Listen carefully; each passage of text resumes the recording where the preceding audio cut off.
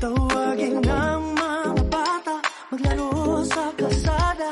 2, 3, 4 o 5 ay pwedeng-pwede na.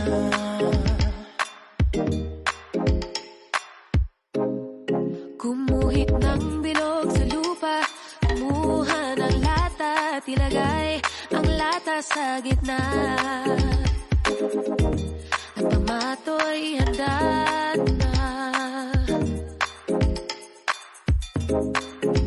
At mula sa bilog at latang mga anik na pagkada, kumuhit ng linya at doon kukulin ang lata sa gitna.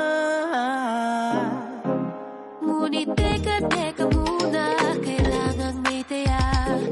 Kunin ang tsinelas